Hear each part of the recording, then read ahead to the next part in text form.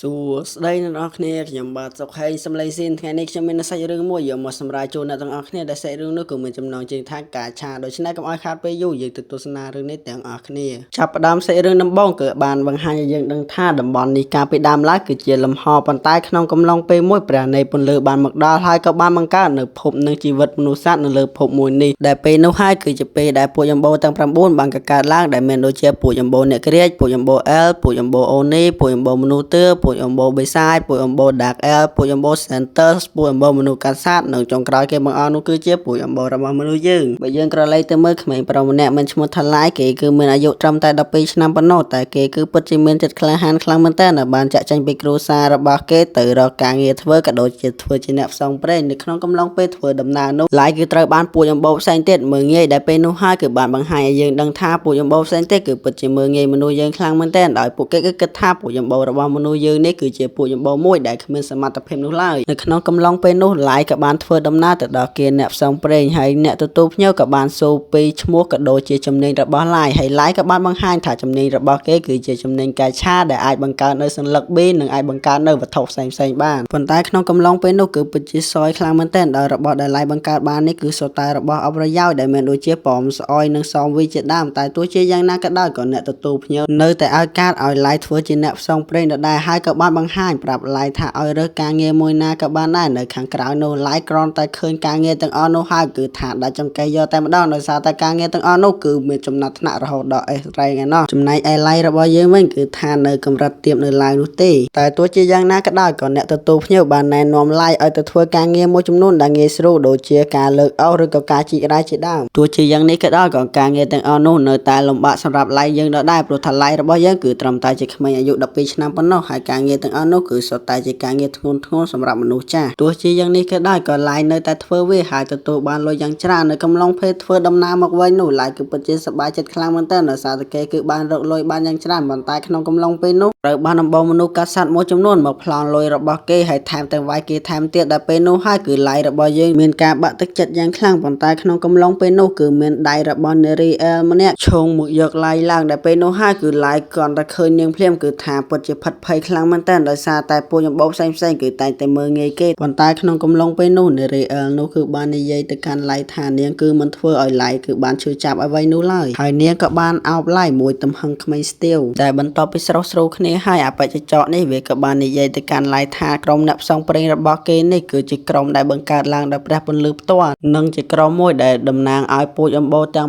9ហើយពួកគេបង្កើតក្រុមនេះឡើងគឺចង់ឲ្យពួកយំបោទាំង9នេះគឺលែងមានការរើសអើងគ្នាតែបន្ទាប់ពីនេះមកអបច្ចចកវាក៏បាននិយាយទៅកាន់ឡាយថាក្រុមរបស់គេនេះគឺមានសមាជិកដូចជាគេផ្ទាល់នេះគឺមានឈ្មោះថាការ៉ូចំណែកឯនារីអំបូអែគឺមានឈ្មោះថាសាសាអាប៉ែមួយក្បាលដូចប្រគួយនេះគឺមានឈ្មោះថាត្រាកោអាប៉ែមួយមុខក្រហមហើយដុសស្នែងឡើងលើនេះគឺមានឈ្មោះថាដៃប្លូអាប៉ែមួយសក់លឿងនៅចិត្តគ្នានេះអាប៉ែនេះមានឈ្មោះថាដូរ៉ូខេនចំណែកឯលោកអ៊ំដែលជាពួកយំបងមនុស្សទឿនេះគឺមានឈ្មោះថាណាម៉ាចំណែកឯនារីដាក់អែលមានឈ្មោះថាស៊ីអននិងអាប៉ែចុងក្រោយគេនេះគឺមានឈ្មោះថាសាតានបន្ទាប់មកពួកគេក៏បានបបួលឡាយរបស់យើងចូលទៅកាន់ក្រុមរបស់គេដែលឡាយគ្រាន់តែលើហើយគឺថាពិតជាសប្បាយចិត្តខ្លាំងមែនតើហើយក៏បានឆ្លើយយកព្រមភ្លាមតែម្ដងដែលបន្ទាប់ពីនេះមកក្រុមរបស់ពួកគេក៏បានបបួលឡាយដែលជាតួឯកប្រុសរបស់យើងនឹងចូលទៅកាន់លាងបិសាចដើម្បីបបបាញ់ក៏ដូចជារករកនៅក្នុងកំឡុងពេលដើរចូលទៅក្នុងលាងបិសាចនោះឡាយរបស់យើងគឺថាប៊ីនឹងត្រូវបិសាចវាប្រហារទៅហើយប៉ុន្តែត្រូវបានត្រាកោមកជួយទាន់ពេលដោយមានការសម្ផស្សពីសាសាខណៈពេលនោះឡាយក៏បាននិយាយសុំទោសទៅកាន់ពួកគេដោយសារតែឡាយនេះមិនអាចជួយអ្វីពួកគេបា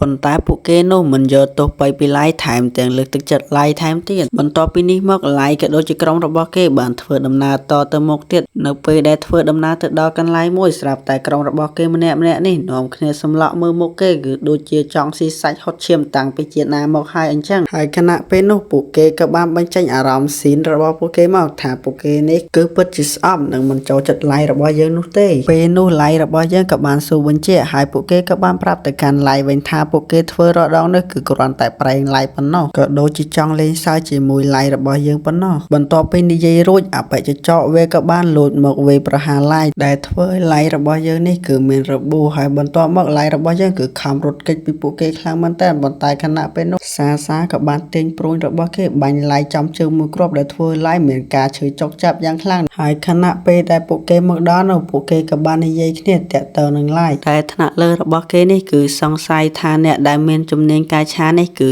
ជាមីស្ត្រូលដែលខណៈពេលនោះឡៃរបស់យើងក៏បាននិយាយទៅកាន់ពួកគេថាឡៃរបស់យើងគឺមិនដឹងអីទេហើយអបិយចកវាក៏បានឆ្លើយបន្ថែមថាជំនាញរបស់ឡៃយើងនេះគឺដូចជាលេមុអញ្ចឹងគឺមិនសមជាមីស្ត្រូលដូចដែលថ្នាក់លើរបស់គេបាននិយាយនោះឡើយខណៈពេលនោះឡៃរបស់យើងក៏បានខំប្រឹងវាចេញពីទីនេះហើយក៏បានប៉ះចំនៅរង្វង់វេទមន្តមួយដែលអបិយចកគ្រាន់តែឃើញបែបនេះគឺវាបានលោតមកវាយប្រហារចង់សម្លាប់ឡៃភ្លាមតែម្ដងប៉ុន្តែវាយប្រហារមិនទាន់ទេដោយសារតែរង្វង់វេទមន្តមួយនោះបាន teleport ឡៃទៅជាន់មួយនៃល្អាងបិសាចបាត់ទៅហើយខណៈពេលនោះឡៃរបស់យើងនេះគឺយំរកឪពុកម្ដាយរបស់គេគឺថាគេនេះមកធ្វើការប៉ុន្តែមិនគួរណាមកជួបរឿងបែបនេះទាល់តែសោះខណៈពេលកំពុងតែយំនោះគឺថាមានសត្វបិសាចមួយបានដើរមកជិតឡៃដែលសត្វមួយនេះគឺវាមិនដែលមាននៅជាន់លើទេគឺថាមានតែនៅជាន់ក្រោមបំផុតនៃល្អាងបិសាចហើយដូចជាការរំពឹងទុកមែនគឺសត្វបិសាចមួយនោះគឺវាមាន level រហូតដល់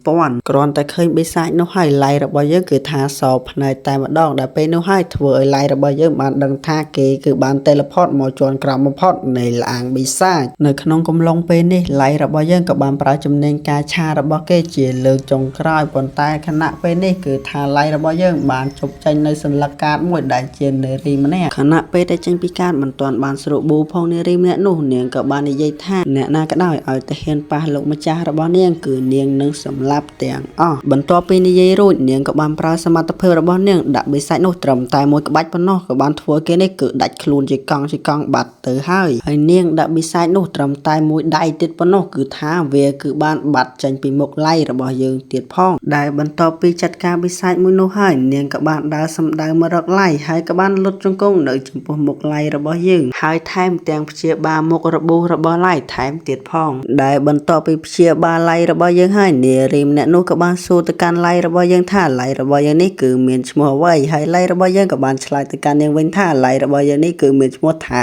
ឡៃហើយនារីម្នាក់នោះនាងក៏បានសរសើរទៅកាន់ឡៃថាឈ្មោះមួយនេះគឺពិតជាអស្ចារ្យខ្លាំងមែនតើហើយនាងក៏បានប្រាប់ឈ្មោះរបស់នាងទៅកាន់ឡៃថានាងនេះគឺមានឈ្មោះថាម៉ៃដែលបន្ទាប់មកនាងក៏បាននិយាយទៅកាន់ឡៃរបស់យើងថាឡៃរបស់យើងនេះគឺមានសមត្ថភាពខ្លាំងអស្ចារ្យខ្លាំងមែនតើគ្រាន់តែថាសមត្ថភាពរបស់គេនេះគឺមិនទាន់បានដោះសោនោះឡើយហើយមូលហេតុដែលឡៃអាចក៏ហៅនាងបាននោះគឺដោយសារតែនៅជាន់ក្រោមនៃល្អាងវិស័យនេះគឺពោពេញទៅដោយចំហាយម៉ាណាលើសពីនេះទៅទៀតនាងក៏បាននិយាយទៅកាន់ឡៃរបស់យើងថានាងនឹងតាមបម្រើឡៃរបស់យើងអស់មួយជីវិតមិនចាក់ចោលឡៃរបស់យើងនោះឡើយនៅពេលនោះហើយដែលឡៃរបស់យើងបានទំលេអារម្មណ៍របស់គេទៅកាន់ម៉ៃថាក្ដោយមកថៃក្ដោយមកថោកពណ៌អត់ហ្នឹងគឺឈ្លានពេលទឹកដីខ្មែរខ្លាំងមែនតើហ្នឹងទេក្បត់ទៅកាប់ពណ៌អត់ហ្នឹងមួយចោលហើយក៏បានប្រាប់ទៅកាន់ម៉ៃថាពួកគេនេះគឺបានធ្វើបាបឡៃរបស់យើងខ្លាំងមែនតើដោយបានដៀឡៃរបស់យើងថាជំនាញរបស់ឡៃនេះគឺដូចជាលេមុខអញ្ចឹងម៉ៃគ្រាន់តែលើកបែបនេះហើយគឺថាខឹងជំនួសឡៃខ្លាំងមែនតើថែមទាំងចង់សុំឡៃនេះទៅចាត់ការពួកគេថែមទៀតផងប៉ុន្តែនៅក្នុងកំឡុងពេលនោះឡៃក៏បានប្រាប់ទៅកាន់នាងថាគេចង់ហ្វឹកហាត់ឲ្យខ្លាំងដើម្បីទៅសងសឹកដោយដៃរបស់គេផ្ទាល់ហើយឡៃក៏បាននិយាយទៅកាន់ម៉ៃថាគេនឹងបង្កើតនគរមួយនៅជាន់ក្រោមបំផុតនៃល្អាងបិសាចនេះហើយនៅពេលណាមួយគេនឹងឡើងទៅសងសឹកម្នាក់ដែលធ្វើបាបគេនៅជាន់ខាងលើហើយនេះគឺជាការចាប់ដើមនៃការសងសឹករបស់ឡៃហើយភាពមួយនេះក៏បានឈានមកដល់ទីបញ្ចប់ហើយយើងមានតែរងចាំទស្សនានៅភាពបន្តថាការសងសឹករបស់ឡៃនេះវាសាហាវខូខើញាក់សាច់ដល់កម្រិតណាពីខ្ញុំបាទសុខហេងសំឡេងស៊ីនក៏សូមអរគុណនិងសូមជម្រាបលា